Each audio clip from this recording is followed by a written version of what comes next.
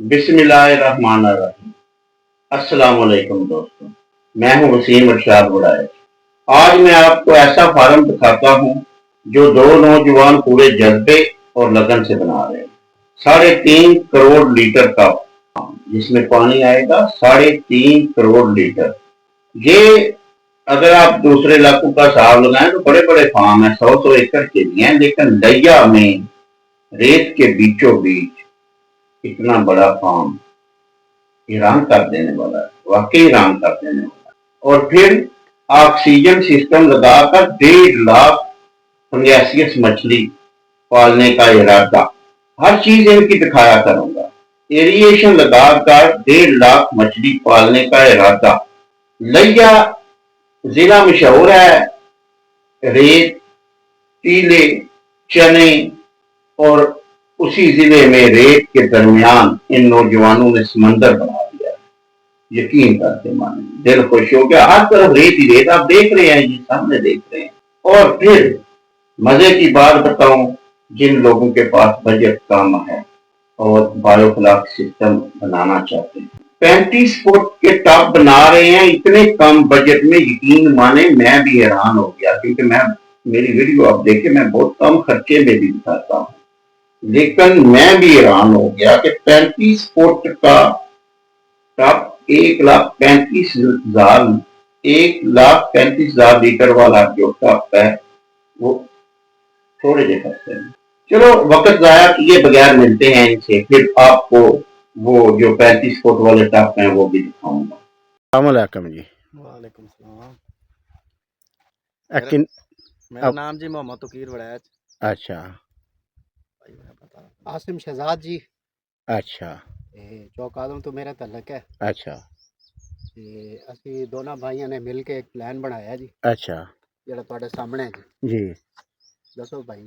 ਬਾਇਓਫਲਕ technology ਦੇ ਜ਼ਰੀਏ ਦੇ ਤਹਿਤ ਇੱਕ ਮਤਲਬ ਕਿ ਮੱਛਲੀ ਫਾਰਮ ਬਣਾ ਰਹੇ ਹਾਂ, ਜ਼ੇਰੇ ਤਮੀਰ ਆ। अच्छा ਤੁਸੀਂ ਸਾਨੂੰ ਮਸ਼ਵਰਾ ਦਿੱਤਾ ਸੀ, ਤੁਹਾਡੇ ਕੋਲ ਅਸੀਂ ਚੱਕਰ ਲਾਇਆ ਸੀ। ਤੁਹਾਡਾ ਸਿਸਟਮ ਦੇਖ ਕੇ, ਤੁਹਾਡੇ ਪਿੰਡ ਦੇ ਵਿੱਚ 2 3 4 ਦੋਸਤਾਂ ਦਾ ਸਿਸਟਮ ਦੇਖ ਕੇ अच्छा ਅਸੀਂ ਵੀ ਇਹ ਸ਼ੌਕ ਕੀਤਾ ਜੀ। सही है। ये फार्म की जगह पहला दसो ना, किन्नी जगह दे विच बना रहे हो? ਇਹ ਜੀ 600 ਫੁੱਟ ਲੰਬਾ ਜੇ, अच्छा 150 ਫੁੱਟ ਇਹਦੀ ਚੌੜਾਈ ਹੋਏਗੀ ਬੈੱਡ ਦੀ। अच्छा ਉਸ ਤੋਂ ਬਾਅਦ ਇਹ 13 ਫੁੱਟ ਗਹਿਰਾ ਹੋਏਗਾ ਜੀ। अच्छा 13 फुट गहरा होगा। ਹਾਂਜੀ।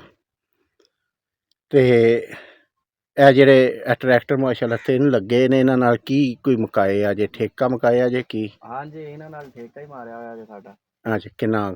ਇਹ ਠੇਕਾ ਇਹਨਾਂ ਦੇ ਨਾਲ ਹੈ ਜੀ ਤਕਰੀਬਨ ਸਾਡਾ 4 ਲੱਖ ਰੁਪਏ ਠੇਕਾ। 4 ਲੱਖ? ਹਾਂਜੀ 4 ਲੱਖ। 4 ਲੱਖ ਵਿੱਚ ਇਹਨਾਂ ਤੁਹਾਨੂੰ ਪਮੈਸ਼ ਪੂਰੀ ਦੇਣੀ? ਹਾਂਜੀ, ਸਾਨੂੰ ਇਹਨਾਂ ਨੇ ਪਮਾਇਸ਼ ਪੂਰੀ ਕਰਨੀ। जरा दसो ना किन्नी पमैश देनी है, क्योंकि मैंने ਜੀ ਸਾਨੂੰ ਇਹਨਾਂ ਨੇ ਦੇਣੀ ਹੈ 600 ਫੁੱਟ ਲੰਬਾ ਦੇਣਾ ਜੇ, अच्छा 150 ਫੁੱਟ ਚੌੜਾ ਦੇਣਾ ਜੇ, ਜਿਹਦੇ ਚ 130 ਫੁੱਟ ਬੈੱਡ ਹੋਏਗਾ। ਬਾਕੀ ਜਿਹੜੀਆਂ ਇਹਦੀਆਂ ਮਤਲਬ ਕਿ ਸਲੋਬਾਂ ਹੋਣਗੀਆਂ ਉਹ ਬਾਹਰ ਹੋਣਗੀਆਂ ਬੈੱਡ ਦੀਆਂ, अच्छा ਬੈੱਡ ਤੋਂ ਬਾਹਰ ਹੋਣਗੀਆਂ। ਉਸ ਤੋਂ ਬਾਅਦ 13 ਫੁੱਟ ਇਹਨਾਂ ਨੇ ਸਾਨੂੰ ਗਹਿਰਾ ਦੇਣਾ ਜੇ। सही ਜਿਹੜਾ ਸਾਡਾ ਪੁਰਾਣਾ ਤਲਾਬ ਬਣਿਆ, ਬੁਲੰਦੀ ਇਹ ਉਸੇ ਤਲਾਬ ਦੇ ਬਰਾਬਰ ਹੋਏਗੀ, सही ਗਹਿਰਾਈ ਮਜ਼ੀਦ ਕਰਨਗੇ ਥੱਲੇ। ਇਹ ਬੰਨਾਂ ਤੇ ਮਿੱਟੀ ਲਾਉਣਗੇ।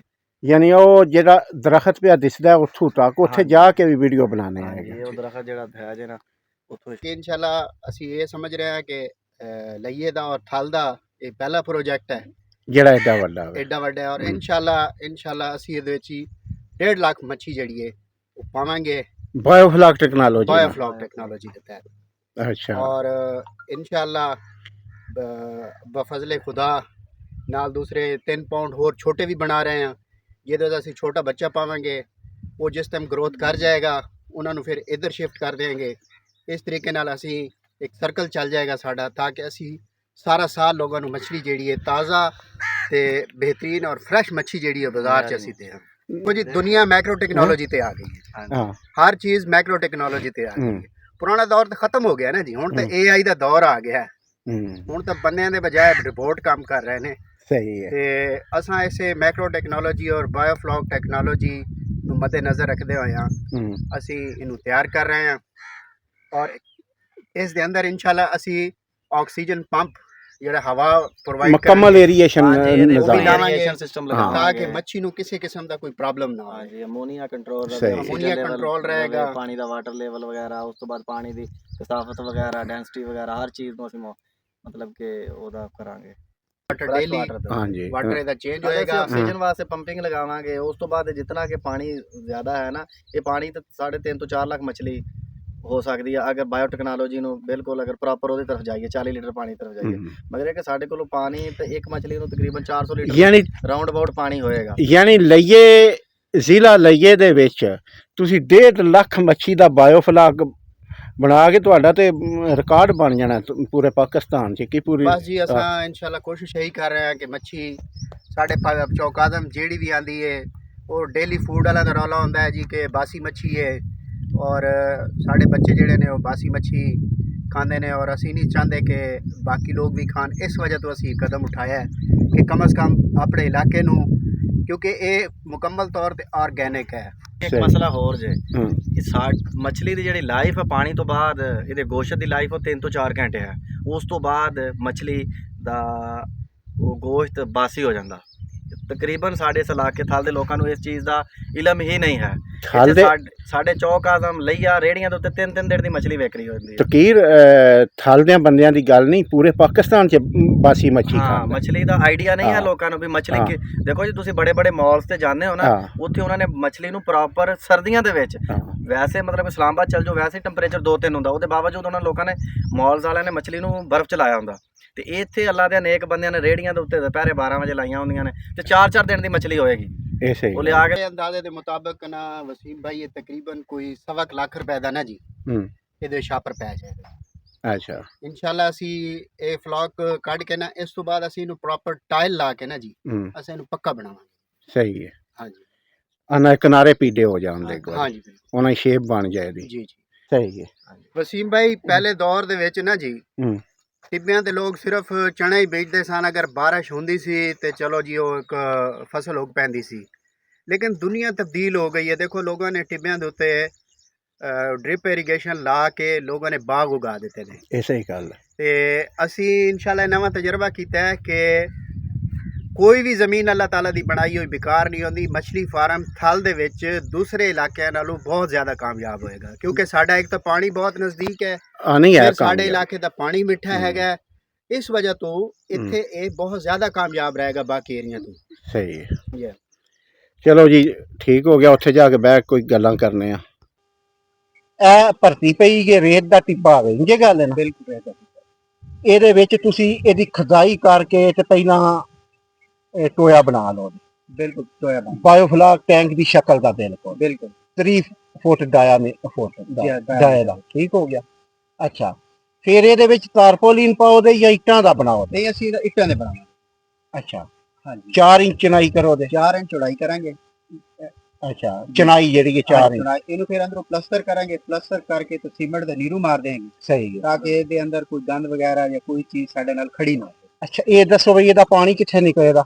ਪਾਣੀ ਪਰਲੀ ਸਾਈਡ ਤੇ ਜਿਹੜਾ ਨੀਵੀਂ ਜਗ੍ਹਾ ਹੈ ਨਾ ਜੀ, ਸਹੀ ਇਹਦੇ ਜੋ ਪਾइप उधर चला जाएगा और पानी और यानी ये यानी ਇਹਦੇ ਫਰਸ਼ ਦੀ ਲਓ ਜੀ ਇਹ ਗੱਲ ਨੂੰ ਸਮਝ ਲਿਓ ਬਿਲਕੁਲ ਕਿ ਇਹਦਾ ਫਰਸ਼ ਜਿਹੜਾ ਹੋਵੇ ਥਲੜੀ ਜ਼ਮੀਨ ਨਾਲ ਦੀ ਸਤਹ ਨਾਲ ਉੱਚਾ ਹੋਵੇਗਾ। ਬਿਲਕੁਲ ਉੱਚਾ ਹੋਵੇਗਾ ਤਾਂ ਕਿ ਪਾਣੀ ਜਿਹੜਾ ਨਾ ਜੀ ਆਸਾਨੀ ਨਾਲ ਨਿਕਲ ਜਾਏ। ਠੀਕ ਹੋ ਗਿਆ। ਇੱਕ ਤਾਂ ਫਸਲਾਂ ਵਾਸਤੇ ਵੀ ਬੜਾ ਫਾਇਦੇਮੰਦ ਹੈ ਕਿਉਂਕਿ ਇਹ ਕੁਦਰਤੀ ਖਾਦ ਹੈ, ਸਮਝੋ ਜੀ ਤੁਹਾਡੀ DAP ਹੈ।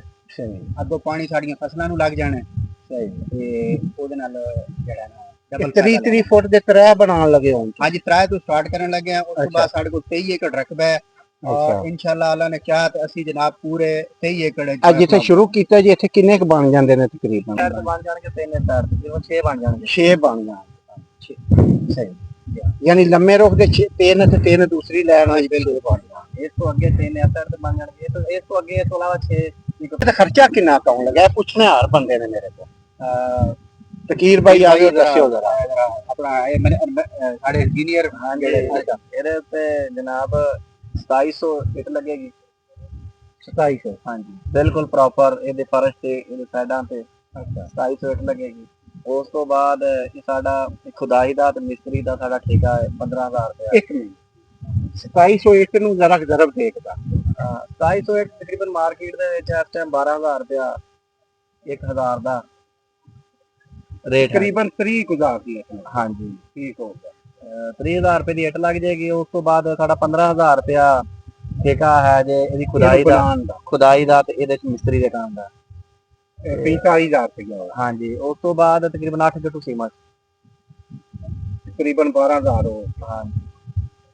ਇਹ ਜੇ ਇਹਦਾ ਮਤਲਬ ਕਿ ਜਿਹੜਾ ਸਿਵਲ ਦਾ ਕੰਮ ਜੀ। ਉਸ ਤੋਂ ਬਾਅਦ ਜਿਹੜਾ ਇਹਦੇ ਚ ਆਕਸੀਜਨ ਵਗੈਰਾ ਦਾ ਅਰੇਂਜ ਕਰਾਂਗੇ 57,000 ਬਣ ਗਿਆ। 3,000 ਰੁਪਏ ਤੁਸੀਂ ਉਹ ਪੈਪ ਲਿਆਉਣਾ ਵੇ ਪਾਣਾ ਵੇ। ਹਾਂਜੀ ਯਾਨੀ 60,000 ਦੇ ਵਿੱਚ 3 ਫੁੱਟ ਦਾ ਤੁਸੀਂ ਇਹ ਟੈਂਕ ਤਿਆਰ ਕਰ ਦੇਣ ਲੱਗੇ ਹੋ। ਹਾਂਜੀ ਦੇਖ ਲਿਓ ਹੁਣ ਮਤਲਬ ਇਹ ਤਿਆਰ ਹੋਇਆ ਮੈਂ ਆ ਜਾਣਾ। ਨਹੀਂ ਭਾਈ ਨੇ ਬਣਾਈ ਹੈ ਜੀ। ਭਾਈ ਸਾਹਿਬ ਆਓ ਹਾਈ ਚਲਾਓ ਤੇ ਭਾਈ ਆਣਾ